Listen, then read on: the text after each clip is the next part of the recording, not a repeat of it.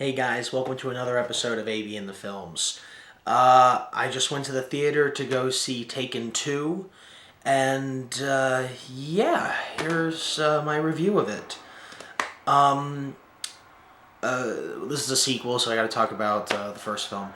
The first film, I wasn't into at first. When I saw the trailer for that movie, you all know the trailer from the first one. They have Liam Neeson's famous scene when he's on the phone. He goes, "I don't know who you are. I don't know what you want." I saw that and I said, "Oh, that looks stupid. He's gonna get his daughter back in the end. I don't want to see it." Well, I decided to take a look at it when it came out on DVD, and it was on TV, and I watched it. And I really regret not seeing that in theaters because I've seen Schindler's List, and I know that Liam Neeson is a badass. But Taken, that he's even more of a badass in this. And by a badass, I mean action star. Okay, I mean I didn't know Liam Neeson had it in him. I really didn't, and I think a lot of people felt that way, and that's why a lot of people like the original Taken. But I saw it, and I really enjoyed the way it was set up, and I liked how original it was, because originally when the film came out, I said to myself, they obviously took her for money.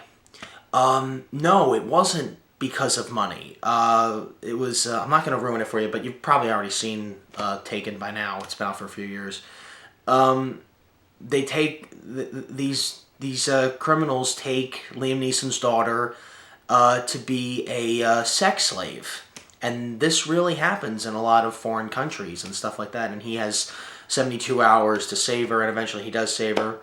And you know what? I liked it. I thought it was a good story. It was a good setup. Really interesting character, Liam Neeson. What's his name? Brian Mills. I keep do you call him Brian Mills? No, it's Liam Neeson. Okay, that's Liam Neeson to us. Okay, so anyway, when I heard that a sequel was in the works, right after Taken came out, I said, okay, that's gonna be awesome. I can't wait for it. And finally, we get this trailer for Taken 2, and I said, oh yes, this is going to be great. I saw the trailer, I had doubts immediately, because the way the trailer opens up is these criminals, this new set of criminals, they want to come after Neeson because all the bad guys that he killed in the first one were relatives of these new band of criminals, and they want revenge.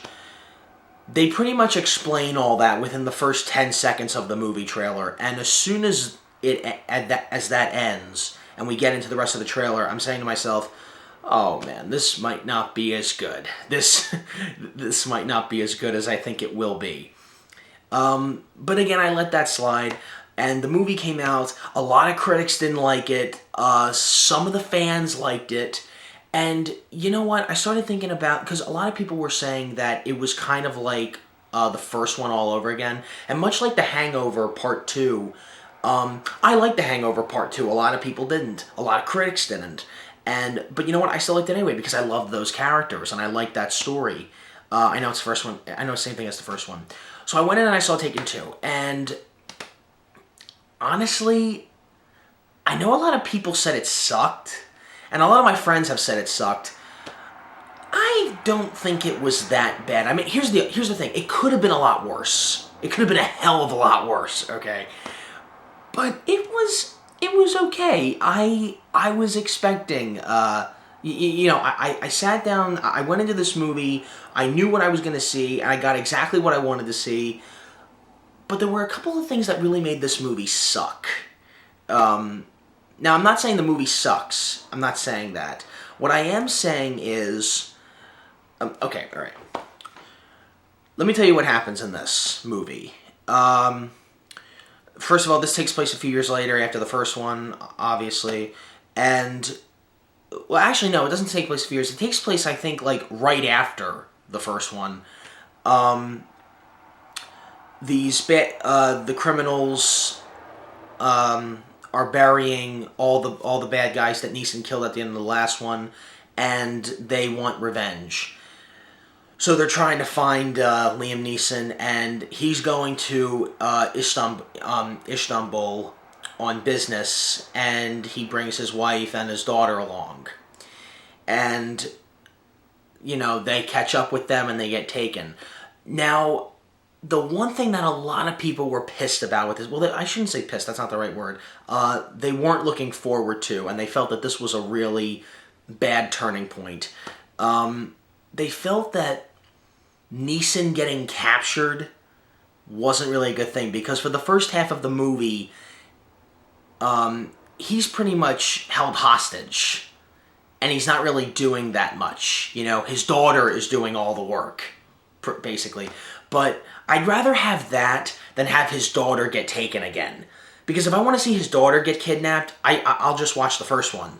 So I'm kind of glad that they didn't go the same route again as they did. I mean, obviously, the guys who wrote Taken 2 wrote the first one, but they got a different director. And again, I don't know why they got a different director, because honestly, the direction in this movie actually wasn't that great, to be honest with you. I didn't like some of, like the way this movie is paced out. Like, there's a lot of good scenes, and then there's a lot of scenes that just fall flat, and you just look at the screen, and you're like, oh, come on, And when you look at those scenes, some of them are actually quite laughable. And when I say that, I'm talking about the fight scenes.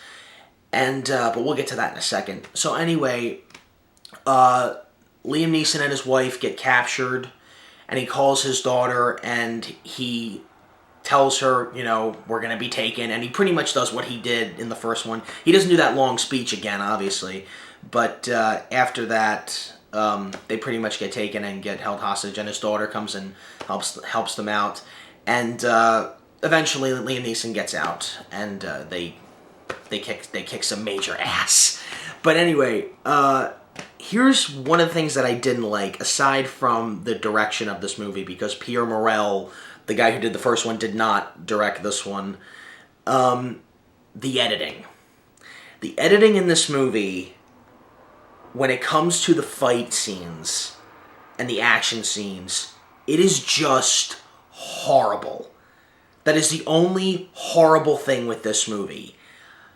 The editing goes by so fast that you can't even see what the hell is going on. Like, the editing goes by so fast that you can't even see who Neeson just killed. And you're not sure, like as you're sitting there and as he's shooting people, the editing is just going by like it's like that. Like, you can't even see a thing. And maybe for like half a millisecond, a shot will last in the action scenes. And you can't tell, like, if Neeson were to shoot someone, you couldn't tell if that guy was dead or wounded or still alive or what. And then they have this huge car chase where his daughter is driving this taxi, and he's sitting next to her, and he says, just go, go, go, and she's nervous because the bad guys are chasing her. And you think this would be a good scene, but it's not. It's not well edited. I will say this, it's well staged. So the direction is not so bad with that car chase, but the editing is just horrible when it comes to action scenes. You can't see what's going on, really. And there's this one scene where I actually started looking at my watch. I was so bored by this. I really honestly wish they should have staged this better, or they should have shot this better, because this scene made me laugh my ass off, and I wasn't expecting this in a Taken movie. The scene towards the end, right before Neeson gets to the mob boss, the guy in charge, who at this point you just want him to die at this point in the movie after everything he's done. There's this henchman who's holding Neeson's wife, and he's gonna fight this guy. And they go into this temple, and they just throw their guns to the side because they're both out of bullets or something, and they just look at each other, and they put their hands up like this in a karate stance. And even the way that whole scene is staged, it's just so laughable. Like, I was laughing at that. I wasn't rooting for Neeson, like, all right, kick his ass, kick his ass. I was laughing, because it's hysterical. It is. I mean, as soon as they put their guns down and the bad guy, he puts the knife down, they get into that karate stance, I laughed my ass off. And that goes on for like maybe 3 minutes. It should have gone on for like at least 45 seconds, maybe 50 seconds. But I think that went on for like maybe a minute and a half, maybe 2-3 minutes or something like that. It just went on, and it was so boring. And the way, spoiler alert, well, I've already given spoilers. You probably, at this point in the show, know that I give spoilers in the reviews. The way Neeson kills the bad guy. That is one of the biggest letdowns in this movie for me, okay? The scene where he goes to the bad guy, and he looks at him, and he just says... And of course, the mob boss, he's terrified at this point because he's all alone now. He doesn't have a gun, and Neeson's got a gun. And he goes, I'm not going to shoot you. I'm going to let you walk away, and you're going to deal with it. You're going to deal with me killing your son, because his son was one of the bad guys in the first one. And he says, I'm going to walk away because I'm tired of this shit. And he walks away, and of course the bad guy picks up the gun, and there's no bullet. Okay, now I'm hyped as hell. I'm like, yes, like, you think Neeson's that freaking stupid? You think Neeson's stupid? He wouldn't do that. He's a smart guy, this guy. Here's what he does. He grabs the guy's face by his hand, rams him into the wall, and takes his hand off. And the guy just sits there like this. And I'm looking at the screen, and I'm like, that is so weak. You had an awesome build-up. And what did you do? You just grabbed his face like this and ran him into the wall, and he's dead. Really weak. That's kind of weak. I mean, at least in the first one, when the daughter was held by the neck with a knife with that sheik, I mean, at least when Neeson shot that guy, that was pretty cool. That was badass, you know? But with this, it's just like, dead. That is so lame. I mean, come on. But anyway, I've gone on a long rant about this, about what sucks in this movie. But those are the bad things. There are some good scenes in this movie. Because here's the deal. I walked out of this movie liking it and not liking it. Okay, I talked about the things I didn't like. What I do like in this movie is I like the fact that they have a lot of smart scenes with Neeson. I love the scene where after he gets taken, he has the bag over his head, and he's doing that thing where he's doing a scene where you look at him and you look at what he's doing, and you say to yourself, wow, this guy's really smart, he knows what he's doing. Like, it's almost like the first one. In the first one, when he's on the plane with his daughter, the phone with his daughter right before she gets taken, he's getting out all his gear, he's getting out his recording devices, because he knows what's going to happen, and he's very calm, he's not panicky, you know, like any other parent. And you're looking at him and you're like, wow, this guy knows what he's doing. He's really good, you know, because he knows what's going to happen later. And in this one, he's got the bag over his head and he's counting how many seconds, you know, while the van is going, so he can figure out where he is. Because later he's going to get on the phone with his daughter and give her clues so she can try to get an idea of where he is, because he has no idea where he is.